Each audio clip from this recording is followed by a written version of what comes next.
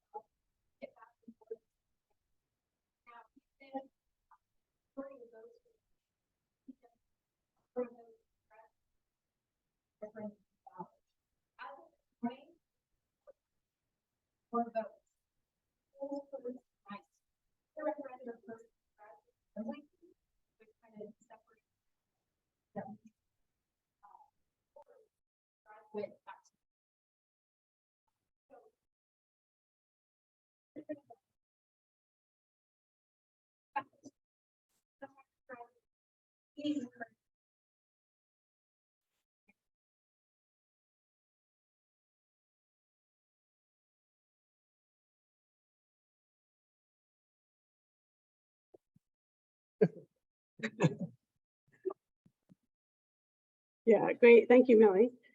Just a quick land acknowledgement on behalf of the Archaeological Research Facility. The Archaeological Research Facility, of course, is located in Hutun, the ancestral and unceded territory of the Shoshone-speaking Ohlone people, successors of the historic and sovereign Ohlone County. We acknowledge that this land remains of great importance to the Ohlone people and that the ARF community inherits a history of archaeological scholarship that has disturbed Ohlone ancestors and has made attempts to erase living Ohlone people from the present and future of this land. It is therefore our collective responsibility to critically transform our archaeological inheritance and practice in support of Ohlone sovereignty and to hold the University of California accountable to the needs of all Native Indigenous peoples. So thank you. I'm happy to be able to introduce today my colleague and our speaker, Elizabeth Berger from the UC Riverside campus. Elizabeth is assistant professor in the Department of Anthropology at UC Riverside. She received her BA in anthropology and archaeology from Columbia University and her PhD in anthropology from the University of North Carolina at Chapel Hill. She's a bioarchaeologist whose research focuses on prehistoric human environment, especially the transition from Neolithic to Bronze Age subsistence and settlement patterns in Northwest China and its impact on human demography and epidemiology. She also examines historic period gender and identity through her work on foot binding and individual biology. In a number of peer-reviewed journals and edited volumes in both Chinese and in English. And so I'm very pleased to be able to welcome her. She's the expert on this area of work, and so I think we're in for a treat. So thank you. Thanks very much. Thanks.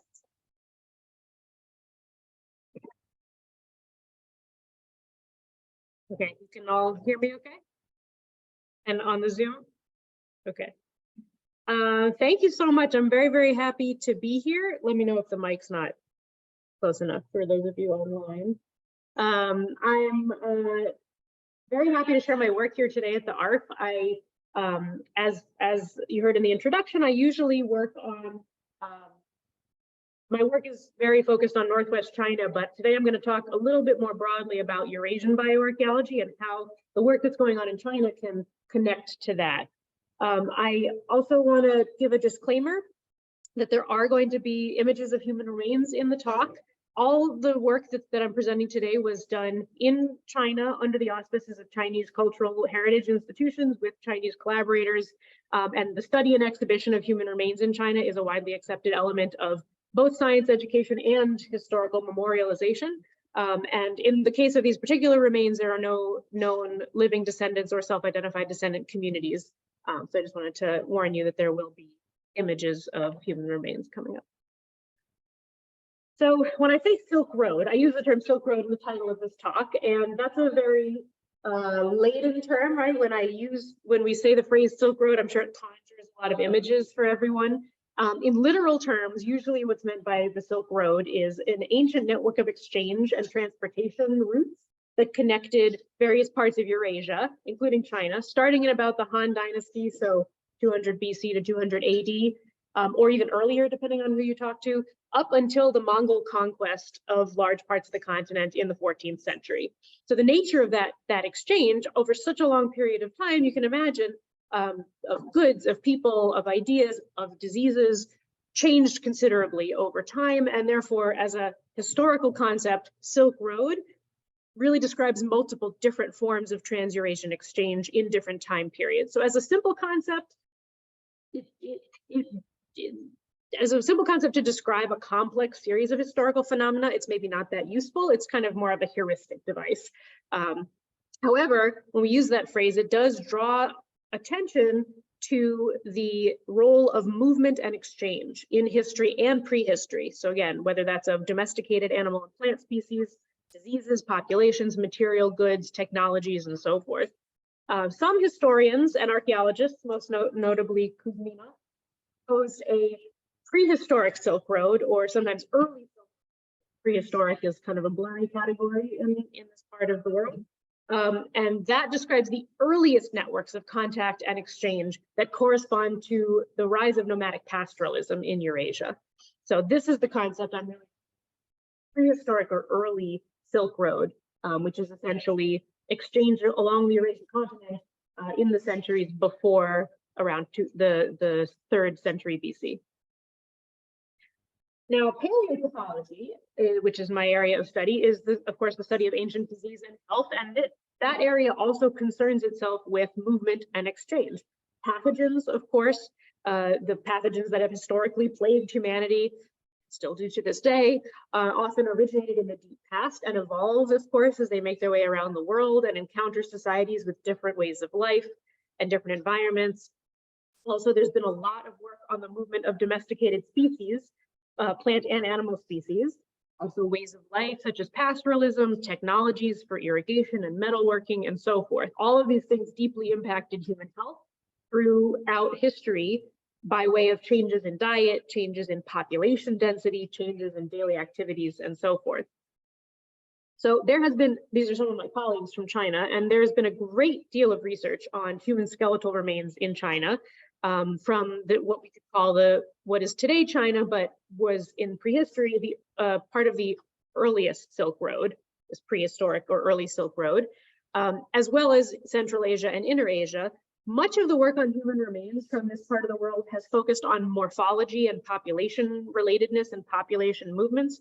Only a minority of it, until recently, has dealt with paleopathology, but that's really changing right now. There's literally just since I've been a part of the field, there's a huge shift and a growth in interest among Chinese scholars and graduate students and early career scholars in paleopathology. So the amount of work in this area is just exploding.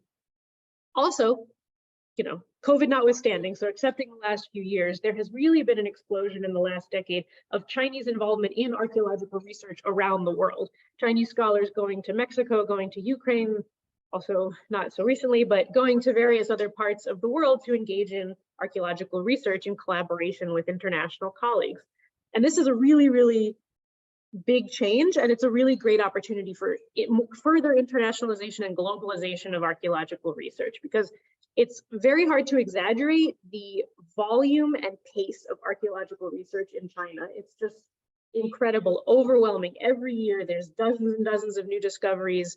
The amount of resources and staff and institutions in China that are engaged in full-time archaeological research, it's mind-blowing, right? So to have that archaeological world of China being connected now more and more to the archaeology in the rest of the world, I think is, and Chinese scientists incorporating their research into global archaeological research questions, I think can only lead us to a better understanding of the human past. So it's a very exciting time for Chinese archaeology and for global bioarchaeology.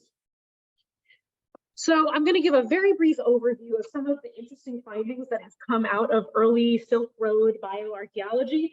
There's way more than I can cover, of course, in this talk. I'm just going to give some highlights, some examples of the really interesting work that is shedding light on the earliest history of diseases and human paleopathology in Eurasia. So, for example, we have infectious diseases. So the deep history of infectious disease is a really fascinating area of research. We have an example here of paleopathology contributing to that area of research. So, of course, ancient DNA research, as we all heard on Monday, is a critical part of the work on early diseases, to identify ancient pathogens, to study how they're related to contemporary pathogens and how they evolved over time. But paleopathology, the study of the human remains on a macroscopic scale, is also critical to the study of early infectious diseases and infectious disease transmission. It helps us, we can identify cases by the macroscopic lesions, and we can also get an understanding of how these diseases impacted humans' lives in the deep past. So we have, this is a map from a study that was published very recently, just last year, that looked at the early transmission of treponemal diseases into East Asia and China specifically. So the inset map shows possible cases of treponemal disease have been found pre-Columbian exchange. So potential examples of what seem to be pretty robust examples of treponemal disease that predate the supposed introduction of those diseases from the Americas. The earliest one you can see is like, there a laser pointer. I'm thinking my first the worst. But anyway, so there in Northwest China, you can see the earliest one from the Iron Age, millennium BC, which would be quite early, right? But it hasn't been DNA research, but it is a very interesting possibility. Thank you so much. Thank you very much. And then this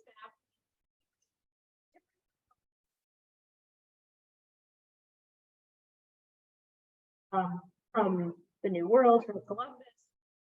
Some people have suggested Da Gama brought it to India, and then it went overland to China. And then this here is Silk Road. So yes. Sorry, treponemal disease, syphilis, essentially. Yes, thank you. Should have introduced. So treponemal diseases, there's several of them, but mostly we're talking about syphilis. And in this paper, they found skeleton from the Tang Dynasty, so 7th to 10th century AD, that seems from the gross morphology of the skeleton to have had syphilis, which would be an interesting finding. And then we also have examples of tuberculosis. There are even more examples of early tuberculosis in Northwest China. This one is particularly interesting from the Iron Age in Xinjiang in far northwest. Knee was completely ankylosed, meaning completely frozen. The bone had fused basically in the knee at an angle, so the person's knee was bent like this permanently, and they were buried with a prosthesis.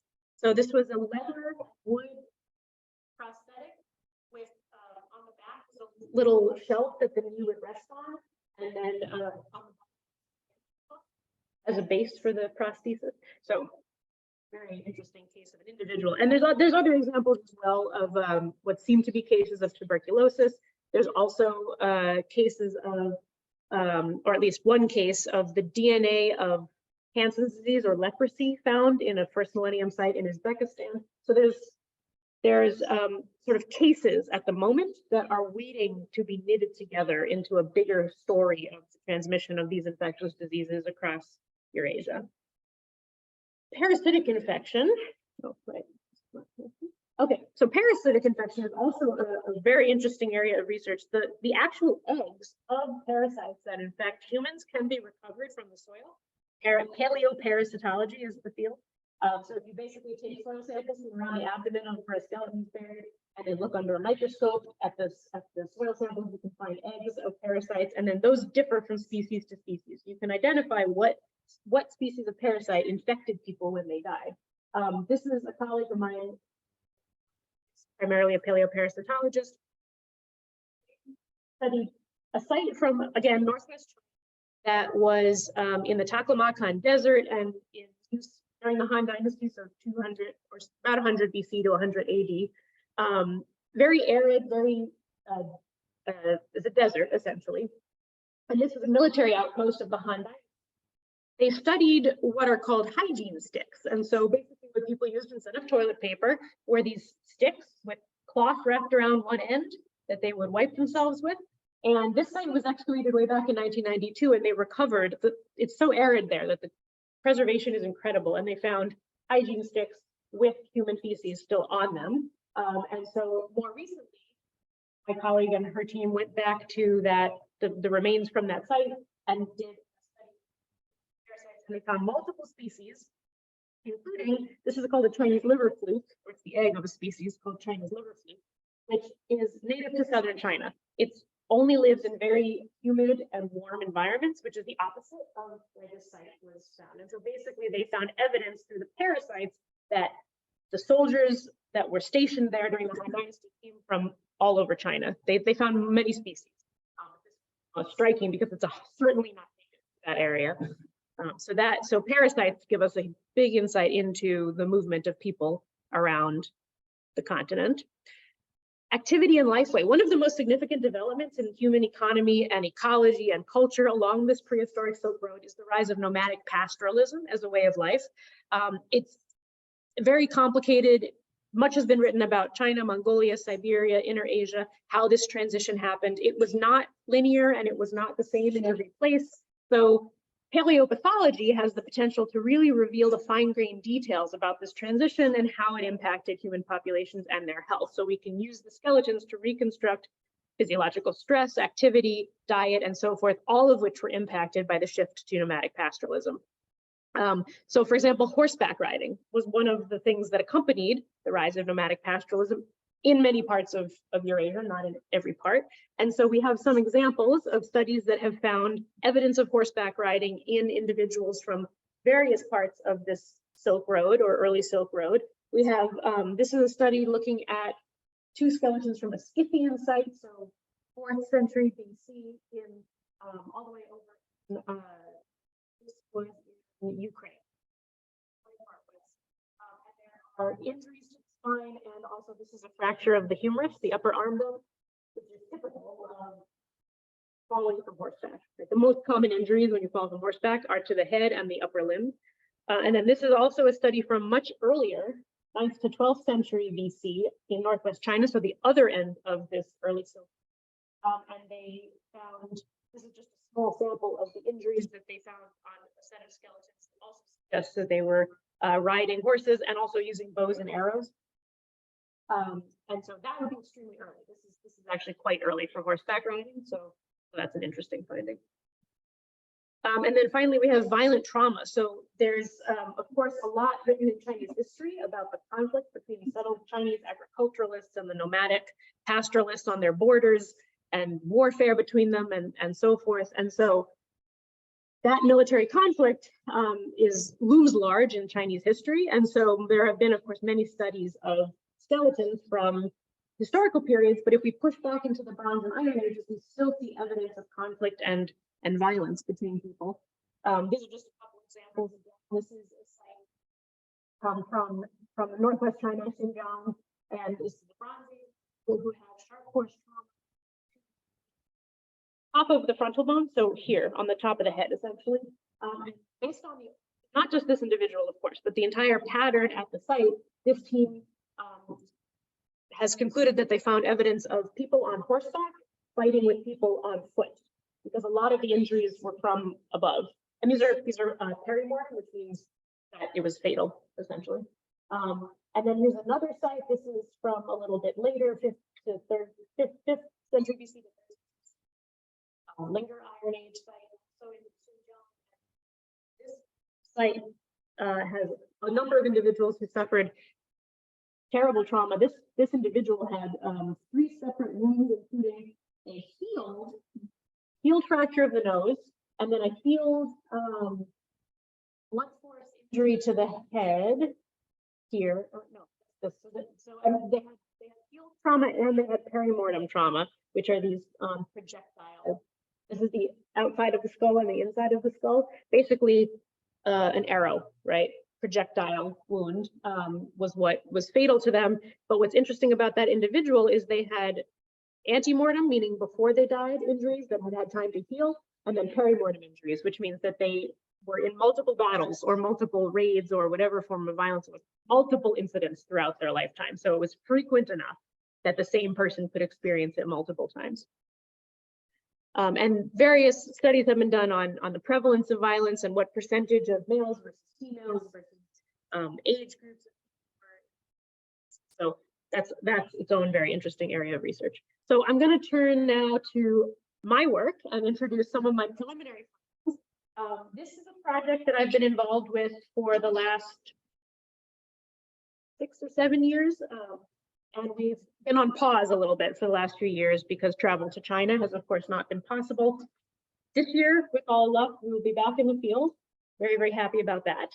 The site that I'm going to talk about is called Moco, and it's a cemetery site that dates to the Middle to Late Bronze Age, very, very early Iron Age. It's in the river valley of the Tao River, which is one of the tributaries of the Upper Yellow River Valley. So we're talking, this is China, there's Beijing, Gansu province. So this area here is the Central Plains, the Less Plateau, the basically heart of Chinese classical civilization. So we're kind of on the edge of that. We're at the western edge of the Less Plateau and the upper reaches of the Yellow River Valley. And the site was excavated in 2008 to 2012 by the Provincial Archaeology Institute and their partners, which is a good, it's a recent excavation, which is really good because curation practices are much more thorough now than they were. There are a lot of very interesting material items found, bone, hairpins, and copper ear decorations, and bronze scraper, lots of pottery. So very rich site. And the great, it's explicitly a cemetery. There's no settlement been found yet. This is topography, so you can get a sense. It's in a river valley, so it is agriculturally productive, but it's still a relatively arid region. Carbon dated to the there are over 5,000 bodies in this. There were 1,688 graves, most of them multiple burials. So most of them this material culture, archaeological culture. So far, we have examined over 650 individuals from that period. And then there's a smaller set of graves, 55 graves, which include 92 individuals that date to the late Bronze Age, to the early Iron Age period. That's identified as the Siwa archaeological culture. And we've made a point of examining all of those because it's a smaller set. So we've gotten over 750 individuals examined out of the total of over 5,000. So there's a long way to go. So I'm going to show you some images of the burials themselves. The burials are really fascinating. They are more complex than any other site from this period in this region. It's pretty unique among Qijia sites for having this complex of burials. They were pretty much all multiple interments, and it seems that later on they got more complex. So we have up to 13 individuals in a single grave buried in multiple phases. So you have individuals higher shelves as the bodies that were moved, pushed aside, disturbed to make room for later burials. That's what happened here. This is a body that was pushed to the side of the niche to make room for another person. So we have everything from neonatal infants up to old individuals buried together in multiple phases. The preservation is unbelievable. It's extremely rich for looking at ancient health and demography. The team that I work with is a very international team. There's participants from China, from the UK, from Canada, Singapore, the US, of course. And the team has been going there since 2015. 2015 to 2019 are the seasons that we've completed so far. We've published a bit on violent trauma already, and cancer, and I'm going to show you some examples of that later. And our primary focus going forward is going to be paleodemography, because as I mentioned, we have every age category represented in this cemetery, which gives us a really great opportunity to study changes in fertility and mortality over time. We are going to do activity markers. I have a colleague at UC Riverside who specializes in that, so we can see if there was changes over time in how they were getting their food, especially infectious disease, violent trauma, and I will give you examples of that. Mogo has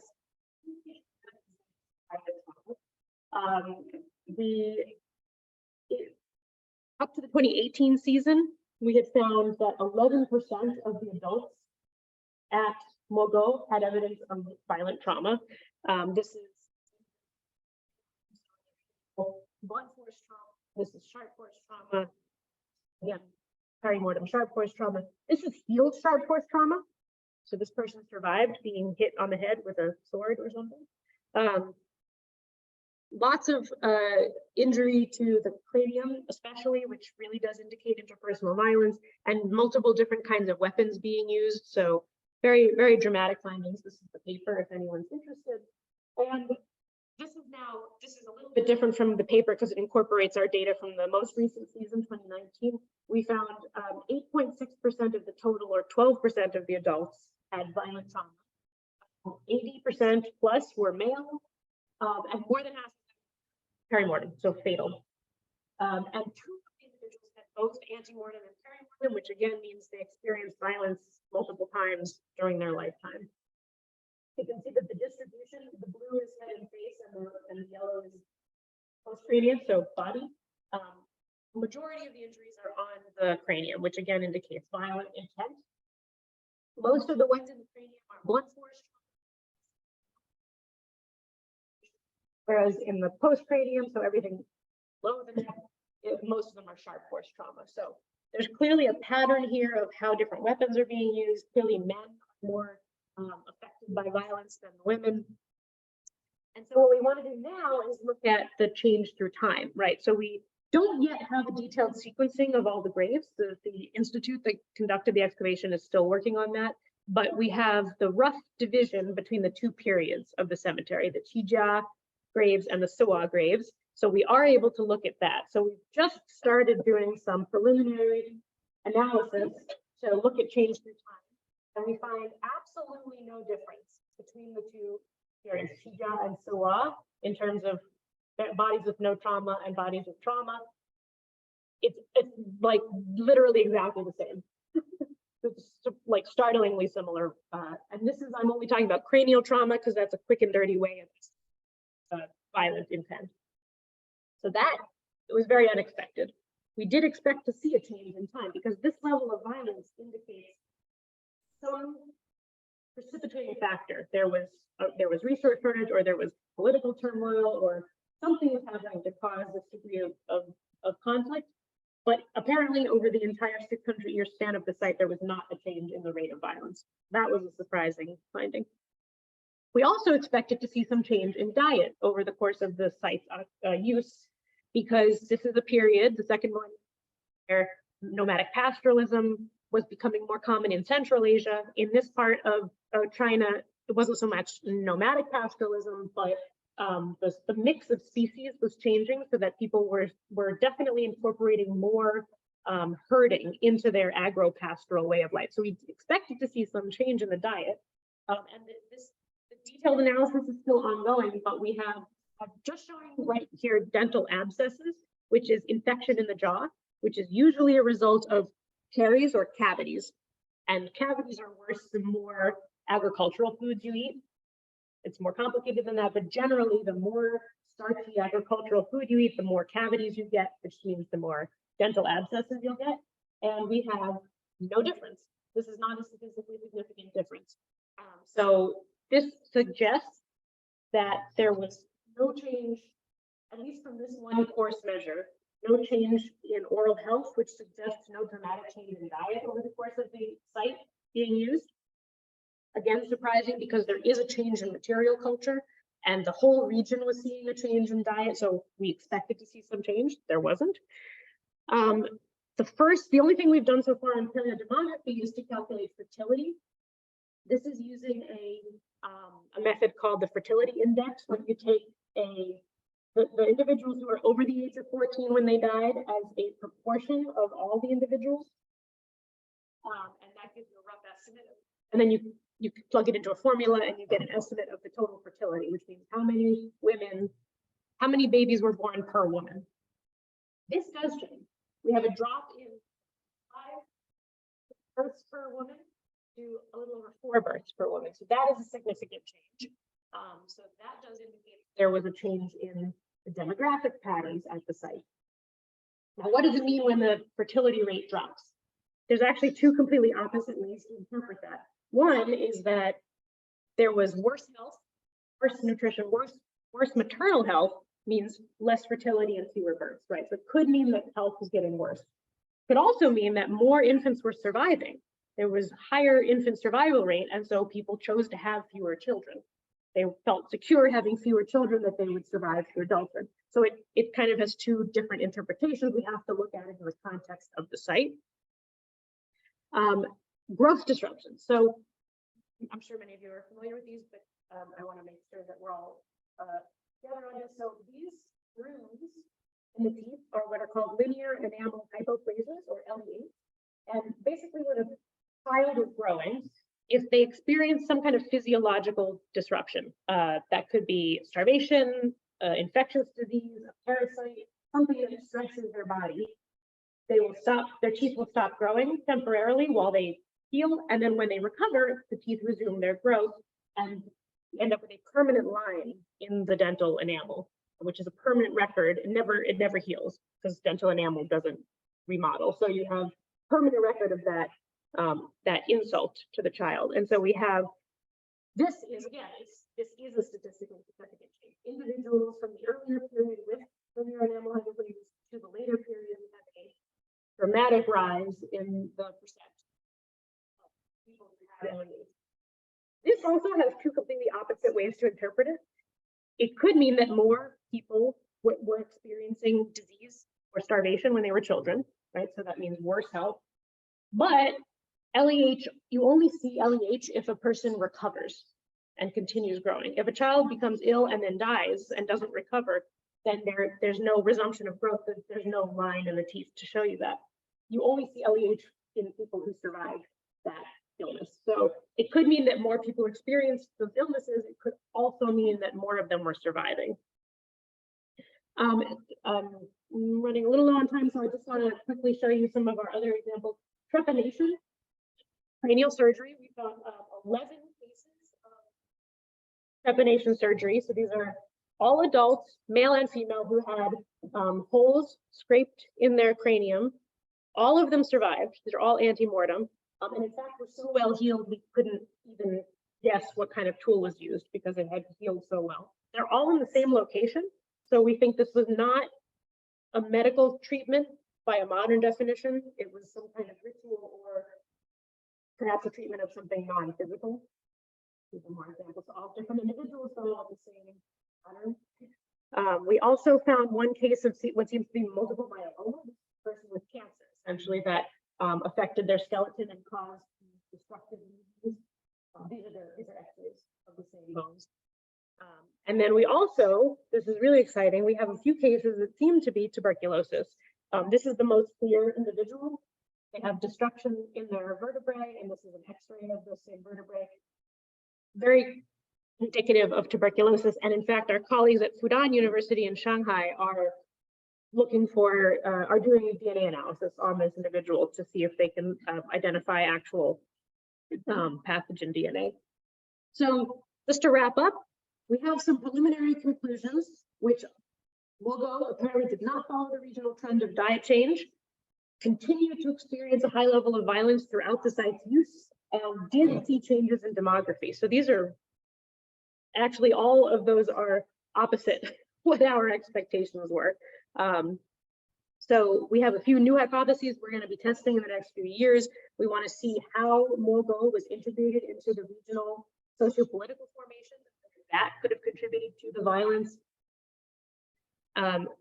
Social inequality does seem to have increased in the course of the site's history. The graves become more complex through time. So I want to look at whether that was a factor in the morbidity and mortality. And then we want to test those two opposite interpretations that I mentioned of the fertility rate and the LEH. Did they have declining community health, meaning lower fertility and worse childhood health, or maybe did they have better health because we see more recovery from childhood illnesses, and actually lower fertility could be an indication of better health. So we want to look at which of those two interpretations is more likely and how that's related to the violence at the site.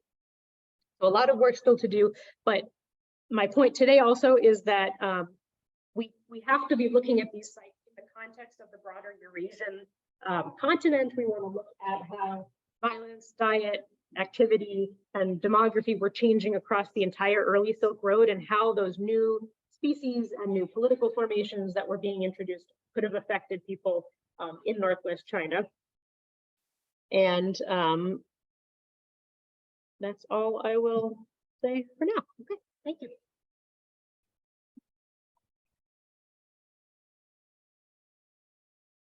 Thank you. Are there any questions?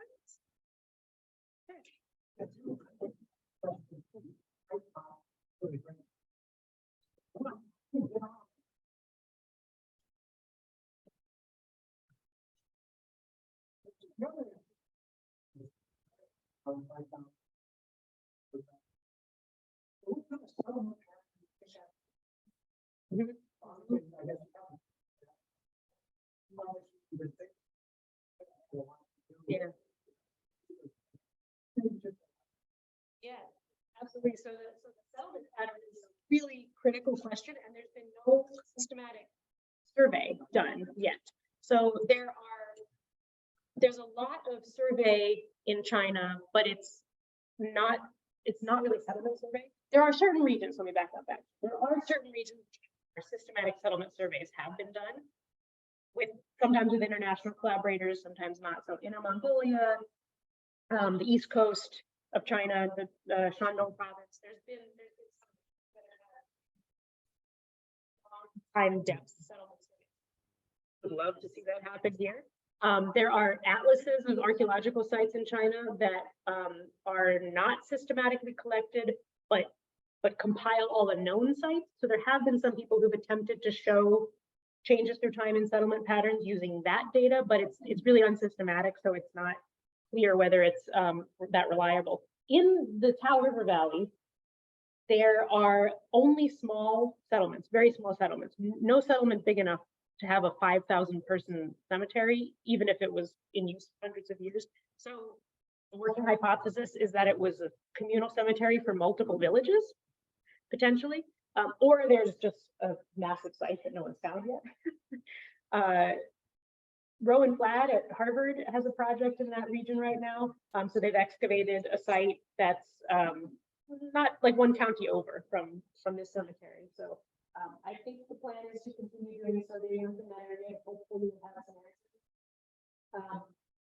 Generally, Northwest China, the unsystematic data that I mentioned does suggest that from the early Bronze Age into the Iron Age, we see sites shift from being concentrated in river valleys to having a more dispersed distribution. So we have one material culture complex that's found in the higher altitude regions, and then others that are found still close to the river valley. So it might, so again, working hypothesis is that as the climate changed and the technology improved and there were multiple options for producing food, some people specialized in being pastoralists in the higher altitudes and some specialized in agriculture, and they probably traded or maybe moved back and forth. So there's a lot of interesting possibilities. And then in terms of getting connected to the project, I've been working in Chinese archaeology since I was an undergrad. So I went over there with my advisor at Columbia, Li Feng, and then I sort of had I knew collaborators over there, so when it came time to do my dissertation work, I could go and visit collections. And just so happened that when I was at the Gansu Institute doing data collection for my dissertation, this team of scholars from Cambridge had just come over and were starting a project to work with that institute. And then gradually some of those people ended up moving on to other projects, and I kind of joined the project, and we've kind of just invited people over the years and had people join and leave. And so it's been a very organic process. Yeah, thanks.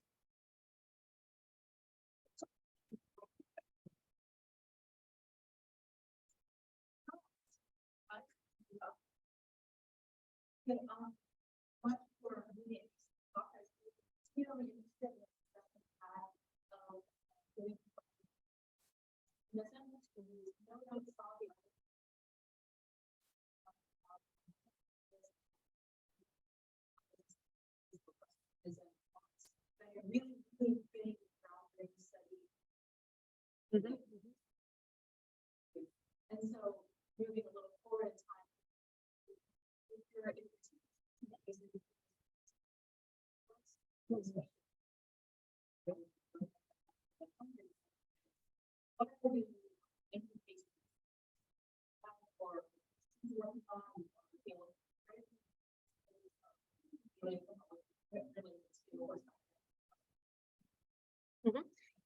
Great question. So actually in this part of China, there is not good evidence for horseback riding at all. There's very little horse remains at all. In fact, we see a very interesting mix of animal species. There's pigs and dogs, which are found in the rest of China. And then there's also some horse, but also sheep and donkey and camel as a like very central.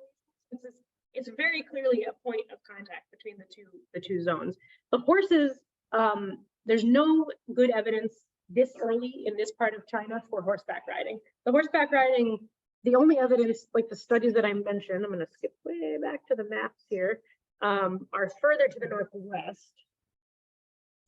So there is actually quite an archaeological divide between the far northwest of what is today China and what is now the province of Xinjiang, and this part of China, which is the northwest, but it's like the part of northwest China, and this is more like this.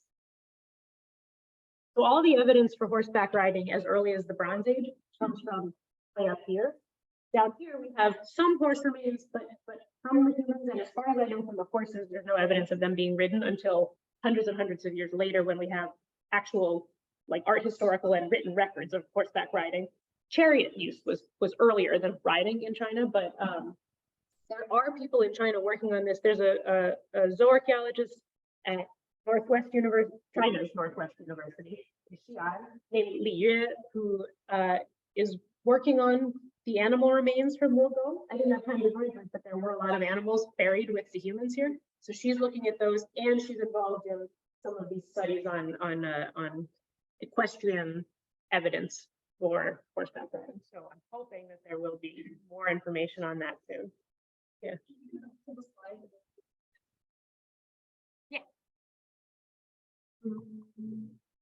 Yeah, and shoot me an email. I'll send you. There were a few more I didn't have time to mention, so I'll send. Yeah. Great, thank you very much. This was really a lot of fun to think about. And so I want to go back to humans, Yeah. and it's sense on diet. First off, but I'm assuming with all of your physical biological ecology, are there any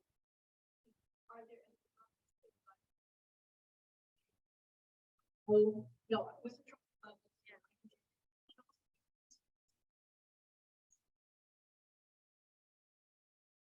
so at least in some studies.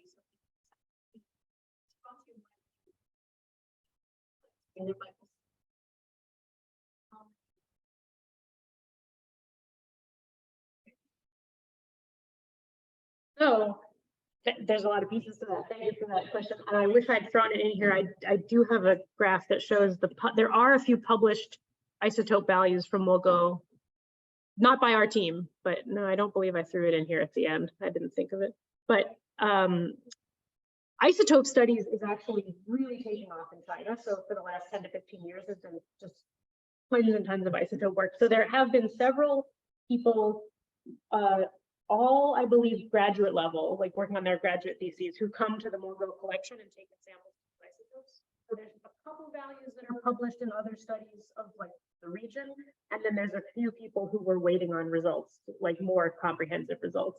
So not our team, but those people. So far, it seems like their values are in line with other sites in the region from this period, which are pretty heavily. The problem is it's all collagen, right? So we only know the protein portion of the diet, but the carbon value looks like it's smack in the middle of C3 and C4. Yeah, so they were millet was the original staple crop of the region, and this part of China is the earliest part to get wheat and barley. So there is paleobotanical. C3 seems to be, it could be from those crops, and there are actual remains. Could be C3 consumption directly. It could also be that they were grazing their animals. Most of the wild grasses are C3. So if they were starting to consume more, say, sheep, mutton, or dairy, then they would have been getting C3 in their collagen from that source. But is there any hint that The trophic, so not change the time and change the time? the problem with the trophic levels is that there have been a handful of studies that have looked at nitrogen, but they haven't done a comparative animal sample. So they would need to take, you know, yeah. You're gonna have a different trophic level than if you're living on. Right. So as far as I know, there's no nitrogen values from the what I was calling the Eurasian part of Northwest China. There are a lot of studies from the area from farther northwest, and those nitrogen values are more consistent with more consumption of animal products. Those are the conclusions that the researchers are drawing. My understanding, and I'm not an isotope specialist, my understanding is they don't have quite enough animal samples in those studies as baselines, carnivore and herbivore samples to the argument, but it does suggest that they were definitely consuming more, but it's not as dramatic as you'd expect. It's not a black and white thing. It's not like, oh, these people were, you know, the way modern Mongolian pastoralists eat, like 90% of their calories are from animal products. It's not that dramatic of a difference. They're still Yeah. Though this site, it definitely seems like they were still farming all the way through, and they were. We also don't have isotope values from different time periods at this site. We just have one value, and we can't see if they did. But my team has collected really detailed oral health data, so we're still, not me, but two of our other colleagues are working on oral health data and trying to look for evidence of changes in diet through carries and wear, and so we are gonna hopefully have something to say soon about changes in diet based on the oral health, and we're hoping that those more detailed studies of the isotopes will also come out soon. Thank you. Yeah.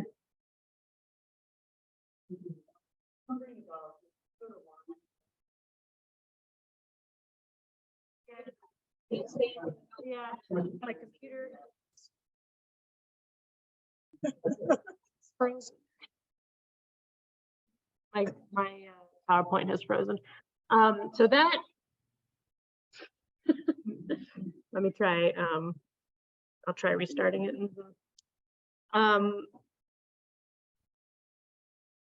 You'd have to the Dagama line.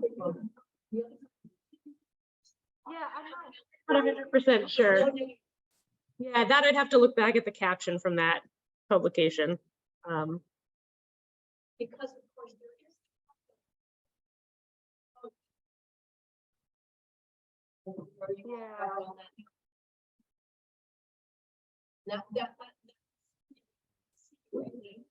Yeah, I think. Yeah, I don't think the authors of that study were advocating for that. They were showing all the proposed hypotheses that have ever been brought up for.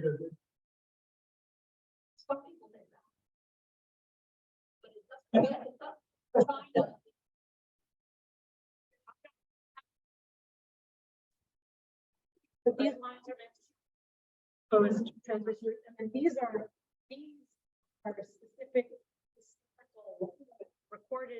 sense. Right, so the tongue sword is for the pendulum cases. And these are archaeological central roots of things. So they're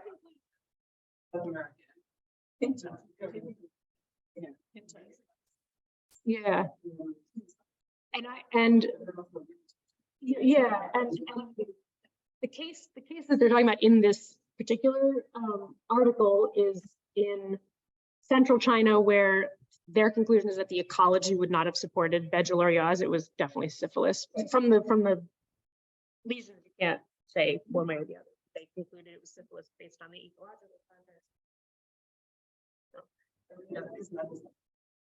The reason not. Oh, this arrow. I think this is a little bit. Not sure. Yeah. Yeah.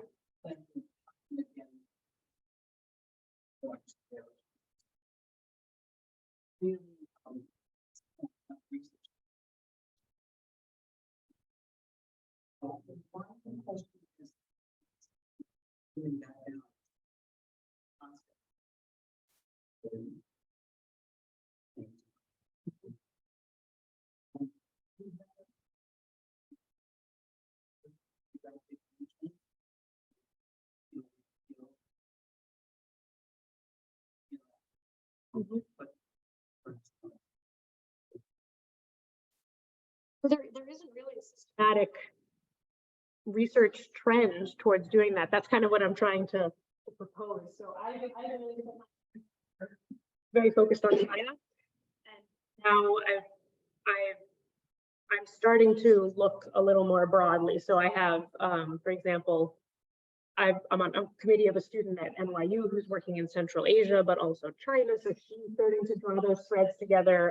There's another student at South Carolina who worked on our site in China who's also now working in Central Asia. So I think there's now enough people who have experience in multiple parts of Eurasia that we can start to draw those threads together. So this is just my sort of preliminary proposing of looking beyond, and also because scholars in China are now starting to look more broadly. If you heard of the One Belt, One Road initiative, yeah, so that's sort of a lot of the resources for Chinese scholars doing archaeology in Central Asia are coming from the government as part of the One Belt, One Road. And so I think the moment is right from the Chinese perspective to be looking westward and to draw in the work from Central Asia and start to look for those large those regional connections. Most of the work that I know of that's connecting multiple regions in Central Asia are Mongolianists. I know a lot of people who work in Mongolia who do really interesting work looking at the rise of pastoralism and the exchange of material culture, because the material culture in the Iron Ages was going everywhere across the steppe, right? So that has been really, really interesting. And I think there's a huge area for growth to connect, to link that up to Northwest China and be more systematic about it. Sure. I have a very quick question. Thank you very much for your what?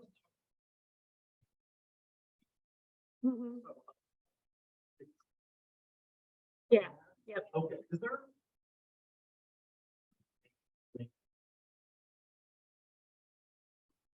Yes. Thank you. Yep. Yep. Yep. We have those data. We haven't analyzed it yet. That's the short answer. This is crude prevalence. Yeah.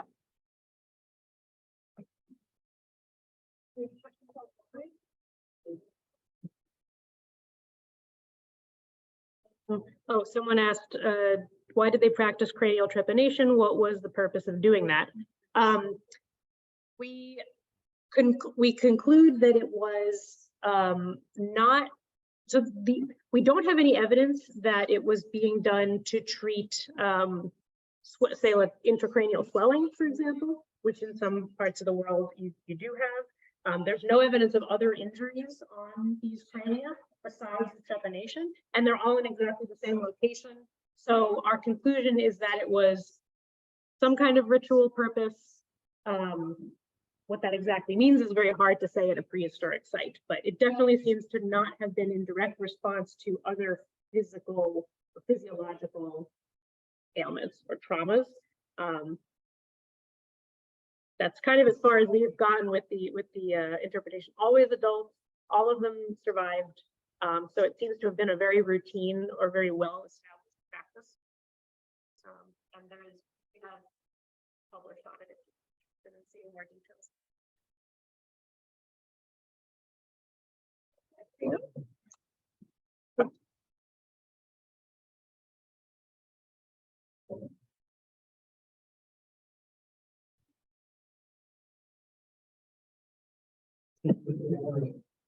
The existing